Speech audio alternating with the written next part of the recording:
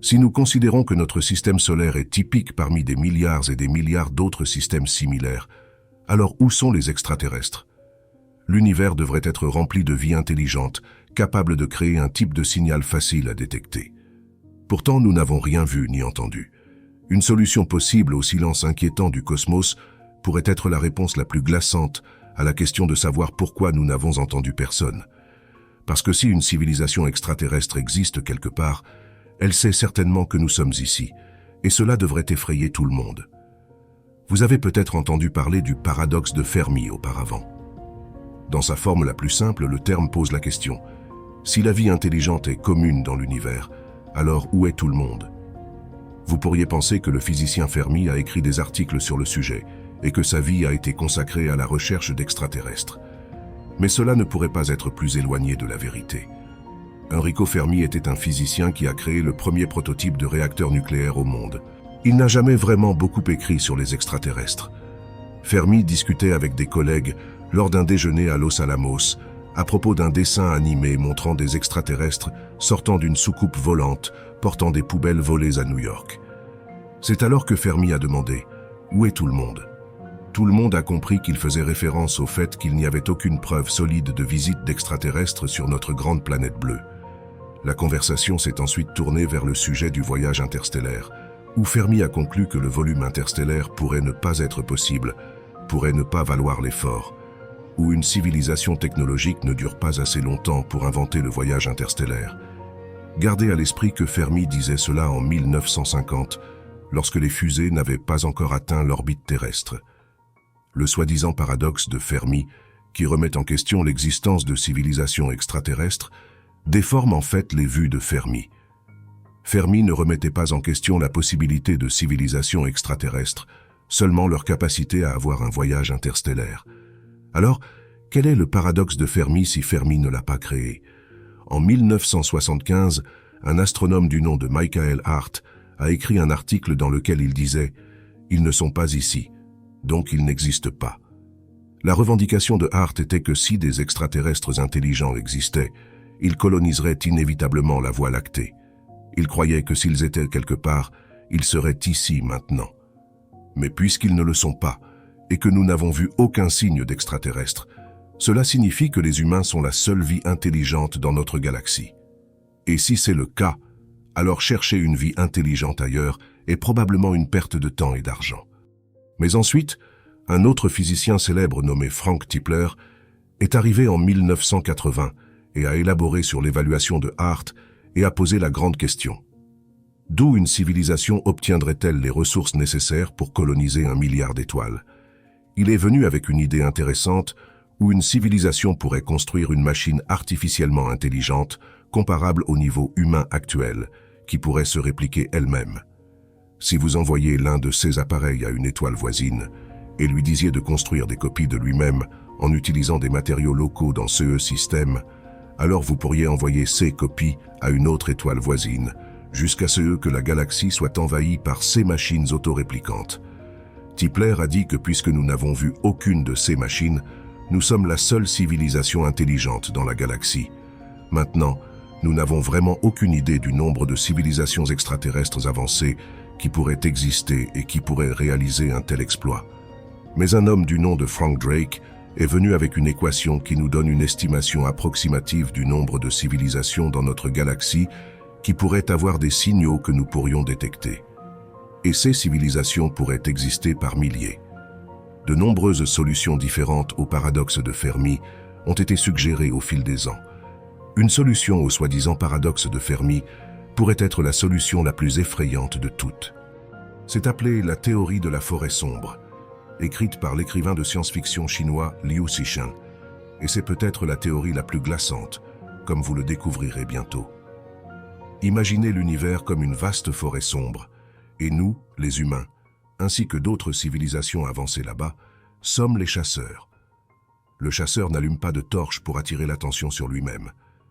Être remarqué pourrait être inoffensif, mais d'un autre côté, cela pourrait attirer les mâchoires d'un lion affamé, ou pire encore, attirer l'attention d'un autre chasseur concurrent. Maintenant, nous n'avons pas encore de voyage interstellaire, mais en ce qui concerne la communication interstellaire, C'est possible avec des technologies et des équipements déjà disponibles. Les lasers pourraient facilement envoyer des signaux à travers la galaxie. Bien sûr, il y aurait des retards dans le signal en supposant les limitations de la vitesse de la lumière. Mais nous avons fait beaucoup plus que simplement envoyer des signaux radio. En fait, nous avons fait tout sauf être silencieux, de l'envoi délibéré de messages et de vaisseaux spatiaux dans l'espace, à l'envoi involontaire de signaux radio et de télévision qui fuient dans l'espace. Les sondes voyageurs sont déjà en route hors du système solaire, et s'il y a une civilisation intelligente là-bas, elle pourrait être interceptée. Ces 2 sondes transportent essentiellement toute l'humanité avec elles. Cela pourrait être une bonne chose, ou cela pourrait être une mauvaise chose. Cela dit, nous avons plus qu'allumé la torche dans la forêt sombre. La prochaine question est qui ou quoi repérera notre signal et viendra le vérifier. Cela devrait rendre tout le monde nerveux. Le célèbre écrivain de science-fiction Arthur C. Clarke a dit un jour que 2 possibilités existent. Soit nous sommes seuls dans l'univers, soit nous ne le sommes pas. Les 2 sont également terrifiants. Nous devons comprendre qu'il est impossible de connaître les intentions d'une civilisation nouvellement contactée si une n'était jamais trouvée. Il est possible qu'une civilisation extraterrestre nous ait étudiés, vu notre nature destructive, et décidé qu'il vaut mieux nous laisser seuls. Nous pourrions finir par nous anéantir de la planète, sans parler de savoir si quelqu'un le fera pour nous. Nous pourrions finir par être chanceux, et une civilisation plus avancée interviendrait pour nous aider à atteindre les étoiles et à devenir une espèce interplanétaire, en partageant leur technologie avec nous. Il pourrait y avoir la paix sur Terre après la réalisation de ne pas être seul dans l'univers. Mais nous devons être réalistes et nous demander pourquoi une autre civilisation ferait-elle cela? Une autre civilisation avancée là-bas pourrait avoir peur à mort de ce que nous leur ferions si elle était découverte.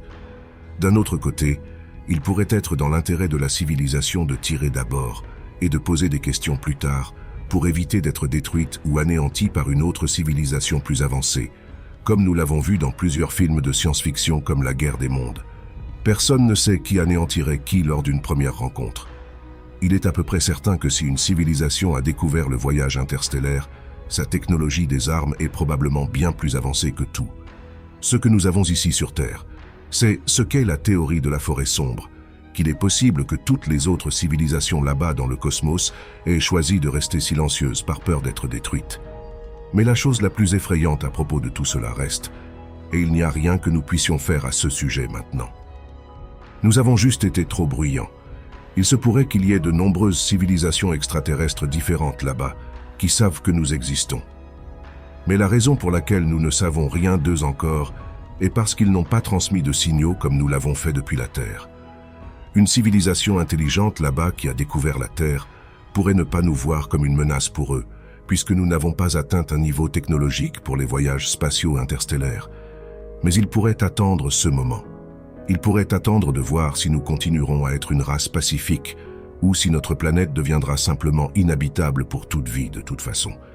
Cependant, il serait vraiment difficile pour une autre civilisation avancée d'arrêter accidentellement d'envoyer des signaux radio dans l'espace comme nous le faisons, à moins qu'ils ne soient plus avancés et n'utilisent une autre forme de communication que nous ne pouvons pas voir, entendre ou comprendre.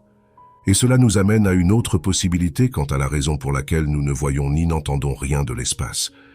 Peut-être qu'il n'y a vraiment personne là-bas. C'est assez difficile à croire, puisqu'il y a jusqu'à 40 milliards de planètes de la taille de la Terre dans des zones habitables. Mais malgré le fait que l'univers puisse être rempli de planètes hospitalières, il n'y a aucune garantie qu'elles resteront ainsi assez longtemps pour que la vie évolue.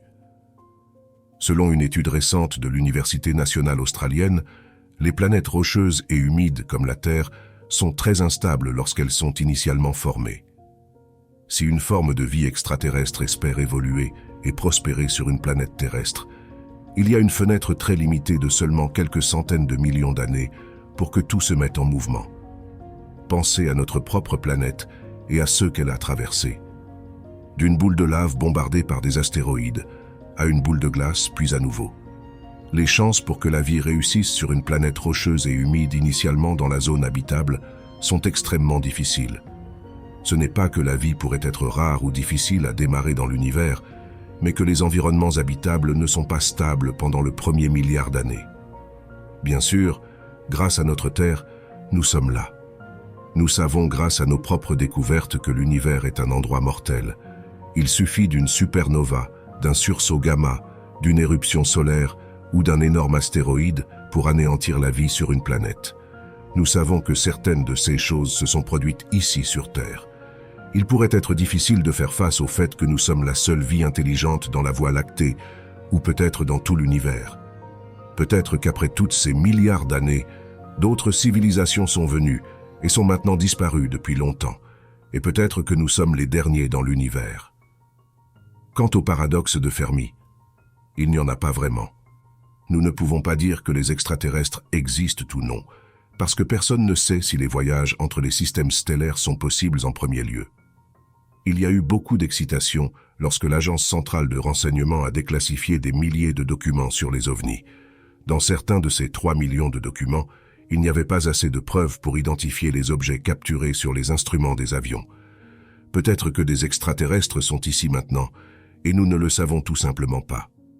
Indépendamment de savoir si nous avons été ou non visités par des extraterrestres dans notre galaxie, les experts en ovnis disent que l'humanité est plus proche que jamais de trouver l'existence de la vie extraterrestre. Avec tous les télescopes que nous avons en recherche, nous sommes destinés à trouver quelque chose. Alors, que pensez-vous? Pensez-vous que nous trouverons bientôt des preuves de vie là-bas, et devrions-nous continuer à chercher des extraterrestres? Exprimez-vous dans les commentaires, et assurez-vous de rester à l'écoute ici pour tout ce qui se passe d'incroyable dans notre univers en vous abonnant. Merci d'avoir regardé.